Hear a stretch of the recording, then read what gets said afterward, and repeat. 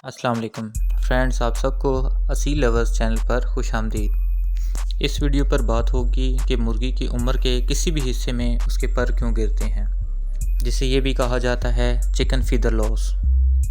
कुदरत की वजह से ये अमल कब होता है और हमारी वजह से ये अमल कब होता है। हम कौन कौन से काम करें जिसकी वजह से मुर्गियों के पर जल्दी गिरना शुरू हो जाते हैं, और उनके गिरने से मुर्गियों में चूज़ों में क्या क्या तब्दीलियाँ रूनुमा होती है। तो इस वीडियो में इसी हवाले से बात होगी। तो वीडियो ये बहुत इंपॉर्टेंट है, आपसे दरख्वास्त है कि इसे एंड तक ज़रूर देखिएगा। हमने यही कोशिश करनी है कि मुर्गियों के परों को गिरने नहीं देना, क्योंकि मुर्गियों के परों का गिरना उनके अंदर किसी न किसी चीज़ की कमी की इलामात होती हैं। बाज़ दफ़ा आप देखते हैं आपके पास जो चिकन हो या मुर्गे हो, उनके फैदर लॉस आपको दिखाई देते हैं, मतलब उनके पर मिसिंग होते हैं। अमूमन तो परों का गिरना ना एक कुदरती अमल होता है और ये मोल्डिंग के दौरान होता है, और इस प्रोसेस में पुराने पर गिरते हैं और नए पर आते हैं। जब भी दिन का दौरानिया कम होगा, कम रोशनी मैसर होगी, कम घंटे मैसर होंगे, तो इस दौरान मोल्डिंग का अमल शुरू हो जाता है और जो मुर्गियाँ होती हैं वो अंडे बिल्कुल नहीं देती। और ये प्रोसेस एक कुदरती अमल है। इस दौरान जो अंडे देने वाली मुर्गियाँ होती हैं ना, उन्हें एक सुकून का दौरानिया मैसर हो जाता है। बोल्डिंग की तरतीब है, बेसिकली वो ऐसे शुरू होती है। सबसे पहले मुर्गियों के सर के बाल उतरना शुरू हो जाते हैं, फिर ये प्रोसेस गर्दन की तरफ आता है और उसके बाद इसके छाती के बाल उतरना शुरू हो जाते हैं। इसके बाद उसका बैक रीजन आता है, फिर पिछला हिस्सा, और एंड पे दुम की बारी आ जाती है। कुछ की मोल्डिंग बहुत जल्दी हो जाती है और कुछ जो ऐसी मुर्गी होती है जिन्हें काफ़ी अर्सा दरकार होता है मोल्डिंग के लिए। ये जो ब्रूडिंग हैंस होती हैं या कुड़ुक मुर्गियाँ होती हैं, ये अपने परों को खुद उतारती हैं। बेसिकली ये अपने पैर छाती से उस टाइम उतारती है जब इन्हें अंडों को गर्माइश और मॉइस्चर प्रोवाइड करनी हो।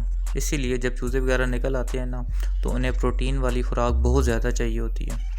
इसीलिए जब अंडे हैच होना शुरू हो जाए, जब चूज़े निकलना शुरू हो जाए, तो इस ब्रूडिंग हैन को जिसने अपनी बहुत ज़्यादा ताकत सर्व की है, तो आपने इसे चिक स्टार्टर डाइट स्टार्ट करनी है, या आपने प्रोटीन वाली कोई ऐसी डाइट देनी है जिसके अंदर इसके जितने भी मिनरल जो वेस्ट हुए हैं वो रिकवर हो जाएं।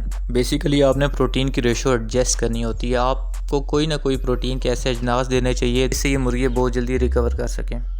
मोल्डिंग के दौरान ना मुर्गियाँ अक्सर एक दूसरे को चूंचे मारते हुए नज़र आती हैं, एक दूसरे को खाते हुए नज़र आती हैं।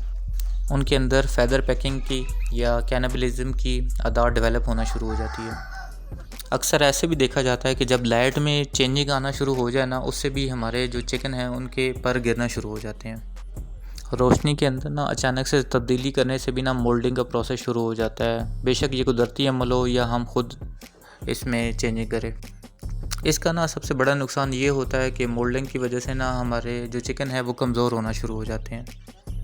ये बाज़ दफ़ा ना प्रोटीन की कमी की वजह से भी होता है, जबकि हम अगर अपने चिकन को प्रॉपर खुराक ना दे, ऐसे अजनास ना दे जो उसकी बॉडी की रिक्वायरमेंट है, प्रोटीन की रेशो ठीक ना होना या ग़िज़ाई अजनास प्रॉपर उस फूड में ना होने की भी वजह से ना भी पर गिरना शुरू हो जाते हैं। अगर आपने आगाज़ में या शुरू में छठे, सातवें, आठवें, 9वें दिन अपने चिकन की डिबगिंग नहीं करवाई या उनकी चोंचें नहीं कटवाई, तो बाज़ दफ़ा ऐसे होता है कि उनकी चोंच इरेगुलर पैटर्न पे या बहुत ज़्यादा आगे बढ़ना शुरू हो जाती है और ये मुर्गियां भी एक दूसरे को काटना शुरू कर देती हैं।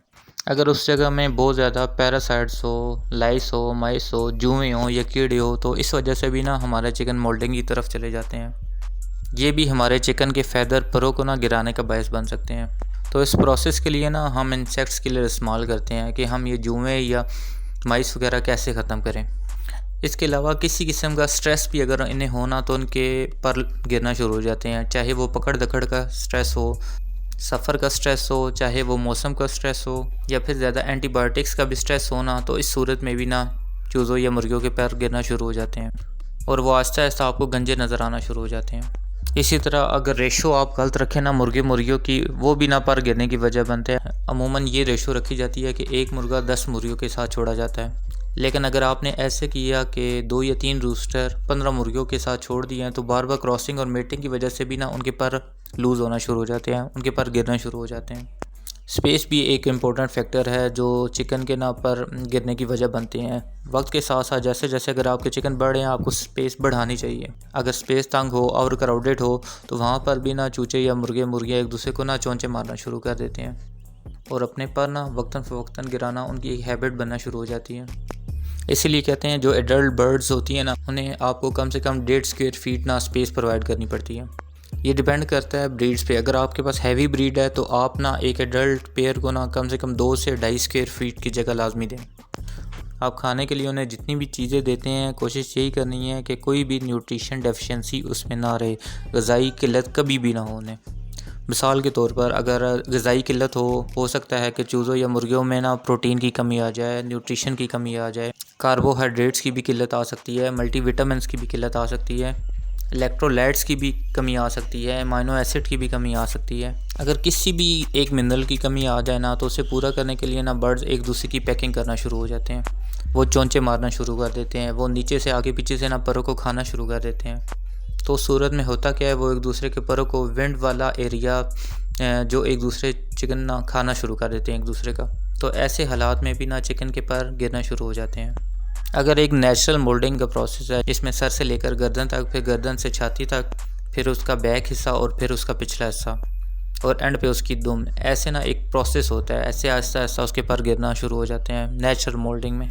अगर आपकी किसी गलती की वजह से ना बर्ड मोल्ड पे लगा हुआ है, या अगर आपने लाइट आगे पीछे कर दी, या आपने उससे ग़िज़ा वो वाली नहीं दी जो उसे मिलनी चाहिए थी, या स्ट्रेस है या पैरासाइट्स है, कोई भी वजह हो, तो उस सूरत में ना परों के गिरने का ये पैटर्न बिल्कुल नहीं होता। चलें, अगर इन दोनों मोल्डिंग में से कोई सा भी प्रोसेस हो जाए, नेचुरल मोल्डिंग हो या हमारी गलती की वजह से हो, उसके बाद जो आपने खुराक देनी है ना, वो प्रोटीन से भरपूर खुराक उन्हें मिलनी चाहिए। इस स्टेज में ना चूज़ों को या मुर्गियों को प्रोटीन की ज़्यादा मकदार की ज़रूरत होती है। इसलिए बैलेंस डाइटिंग देना मोल्डिंग से पहले या मोल्डिंग के बाद, ये कोई भी प्रोसेस हो, ये बहुत इंपॉर्टेंट अमल होता है। जब आप बर्ड को ना खुद मोल्ड पे लगाते हैं, जिसमें आप उसे कुछ दिन भूखा रखते हैं, पानी के अंदर आप उसे सप्लीमेंट्स वगैरह देते हैं, तो तब उसके पर गिरना शुरू हो जाते हैं, जो कुछ दिनों या कुछ हफ्तों के बाद ना दोबारा से आना शुरू हो जाते हैं। ये एक नेचुरल तरीक़ाकार भी होता है और फोर्स्ड मोल्डिंग का तरीक़ाकार भी होता है। इस दौरान ना चिकन बिल्कुल रेस्टिंग फेज़ में चला जाता है, जो उसके लिए ज़रूरी भी होता है। इसमें जो उनकी ओवरी होती है वो रिग्रेस होती है, उसके फॉलिकल्स छोटे छोटे रह जाते हैं, बड़ी बड़ी ज़दियाँ ख़त्म होना शुरू हो जाती हैं। उस टाइम चिकन रेस्टिंग फेज़ में चला जाता है, आराम कर रहा होता है। वो दोबारा से जब आप खुराक देना शुरू करते हैं, 4-4 ग्राम 5-5 ग्राम बढ़ाना शुरू कर देते हैं, तो उसकी ओवरी दोबारा बनना शुरू हो जाती है और बिल्कुल वो नई पट्टी की तरह नमदार होना शुरू हो जाता है। इसलिए आपको मालूम होना चाहिए कि आपके चिकन, आपकी मुर्गियाँ क्यों पर गिरा रही हैं, क्या प्रोसेस है उसके पीछे। स्ट्रेस का अमल हो, चूहों की वजह से हो, माइस की वजह से हो, लाइस की वजह से हो, तो उसका सलूशन क्या है और हमें किन किन चीज़ों का ख्याल रखना चाहिए। उम्मीद है आपको ये वीडियो अच्छी लगी हुई। अगर आपको ये वीडियो अच्छी लगी है तो प्लीज़ इस चैनल को लाइक और सब्सक्राइब कर दें, ताकि हमारा ये ताल्लुक़ इसी तरह कायम रह सके। शुक्रिया।